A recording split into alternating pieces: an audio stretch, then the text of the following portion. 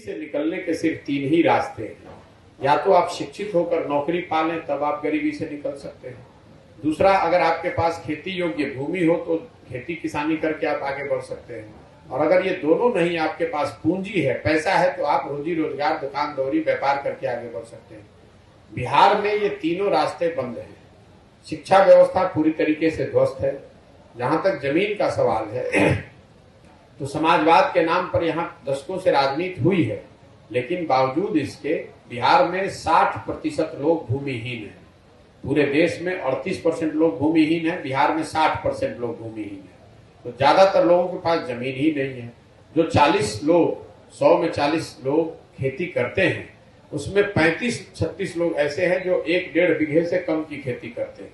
तो यहाँ बिहार में खेती करने वाले लोग खाने वाली खेती करते हैं, कमाने वाली खेती नहीं करते हैं। वो वही उगाते हैं ताकि उनके और उनके बच्चों का पेट भर सके, उससे उनकी कमाई नहीं होती है।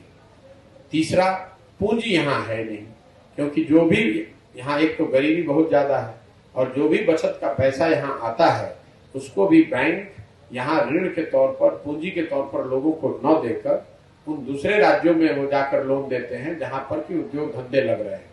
पिछले 32 वर्ष में रिजर्व बैंक का एक आंकड़ा है, उसको याद रख लीजिए। 1990 से लेकर पिछले वित्तीय वर्ष तक बिहार के बैंकों ने पिछले 32 वर्ष में 26.5 लाख करोड़ रुपया, 26.35 लाख करोड़ रुपया बैंक बिहार के लोगों का, जो बिहार के लोगों ने बिहार के बैंकों में जमा कराया, इस पैसे को उन्होंने दूसरे राज्यों में ट्रांसफर कर दिया। आप जरा अंदाजा लगाइए, अगर ये 26 लाख करोड़ रुपया बिहार में लोगों को ऋण के तौर पर मिला होता तो कितने बड़े पैमाने पर लोगों ने घर बनाए होते, कितने ज्यादा लोगों ने गाड़ियां खरीदी होती, कितने ज्यादा लोगों ने स्वरोजगार के छोटे मोटे काम किए होते।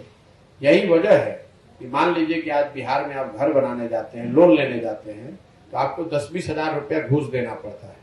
वही घर खरीदने जब आप दिल्ली, नोएडा में जाते हैं तो बैंक वाले आपके घर में आकर ये बताते हैं कि भैया हमसे लोन लीजिए, हम आपको कम दर पर आपको ऋण दे देंगे।